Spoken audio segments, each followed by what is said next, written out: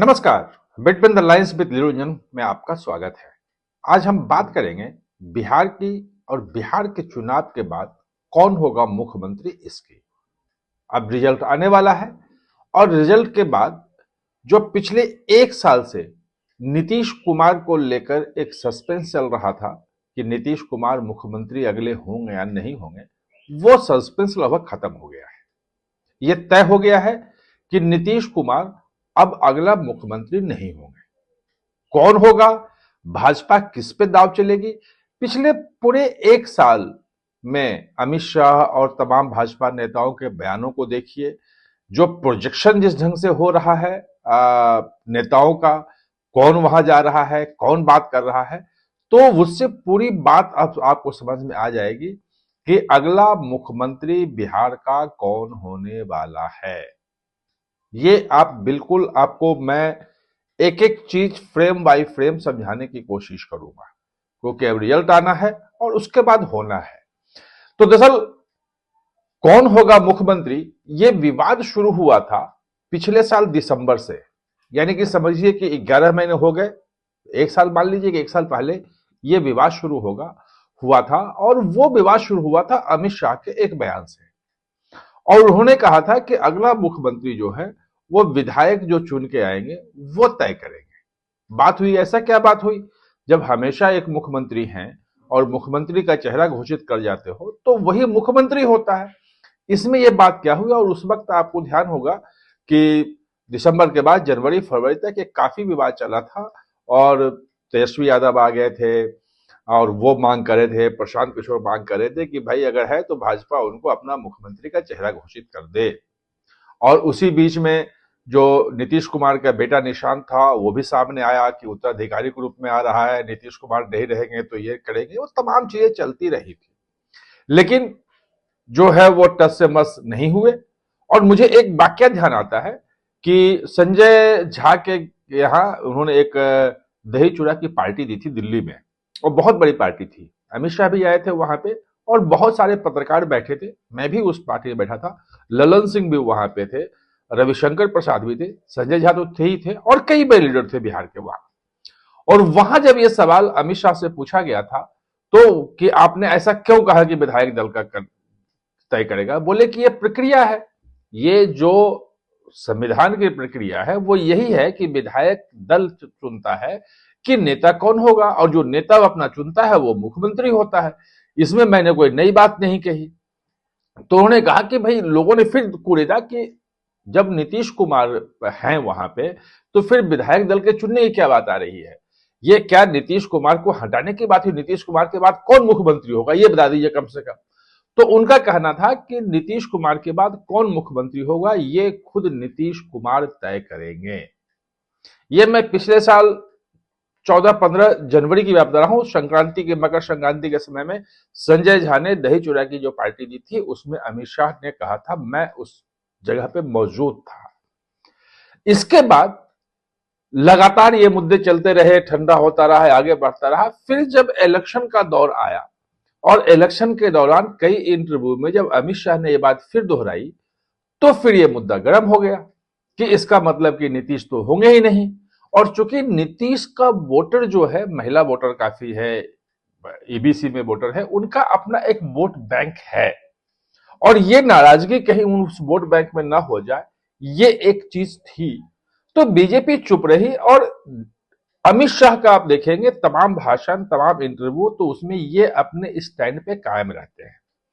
जो नीचे के नेता हैं, रविशंकर प्रसाद हो गए, दिलीप जायसवाल हो गए, बाकी मंगल पांडे हो गए, बाकी देख लीजिए जितने भी नेता हैं वो सब देते हैं नहीं हमारे नीतीश कुमार ही होंगे, वही मुख्यमंत्री हैं, वही होंगे, वो तमाम करते। लेकिन अमित शाह ने नहीं कहा। ये एक संकेत करता है कि अब अमित शाह जो है, या भाजपा कह लीजिए, कि नीतीश कुमार को आगे कंटिन्यू करने के नहीं चाह रही है।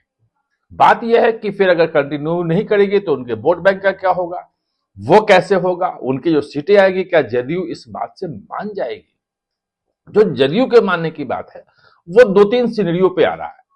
सरकार बन रही है, एग्जिट पोल बिल्कुल साफ साफ कह रहा है, भाजपा का जो अपना अंदरूनी सर्वे है वो भी कह रहा है, वो इस पर निर्भर करता है कि कितनी सीटें भाजपा को आती है और कितनी सीटें जदयू को आती है। जदयू की सीटें बढ़ने की संभावना कही जा रही है कि निश्चित रूप से बढ़ेगी, लेकिन कितनी बढ़ेगी?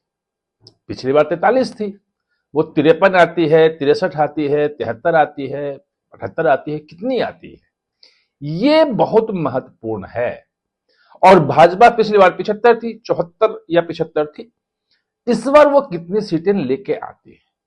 जो अमित शाह वहां लगे हुए थे, वो भाजपा की सीटें कैसे बढ़े, वो उस पे है।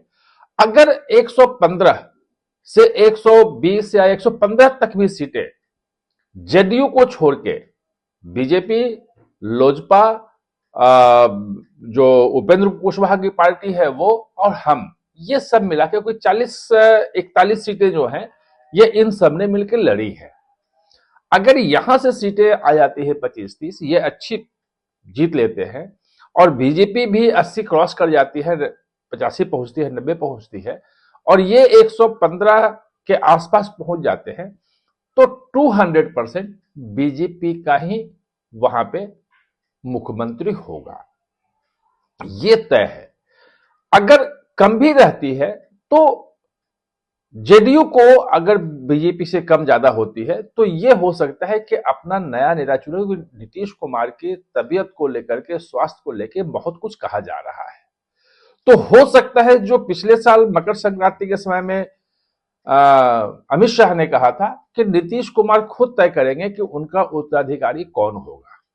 तो 2020 में अगर जाए तो जब 43 सीटें आई थी तो नीतीश कुमार ने कहा था कि मैं मुख्यमंत्री नहीं बनना चाहता हूं, भाजपा की ज्यादा सीटें हैं, भाजपा अपना मुख्यमंत्री बना ले। उस वक्त भाजपा ने मना किया था कि नहीं, आप ही मुख्यमंत्री बनेंगे। खैर, बाद में नीतीश कुमार आरजेडी के साथ गए, वहां मुख्यमंत्री बने, फिर लौट के आए, वो बीच में और फिर फ्लॉप हुआ था। लेकिन 2020 में ये अब पक्का है, हर तरफ से कंफर्म है कि नीतीश कुमार ने ऑफर किया था कि भाजपा अपना मुख्यमंत्री बना ले।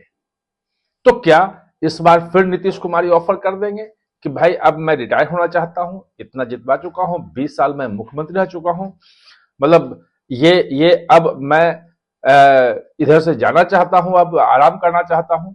ऐसी स्थिति अगर आती है तो भी बीजेपी अगर ज्यादा सीटें होती है तो अपना मुख्यमंत्री बनाएगा।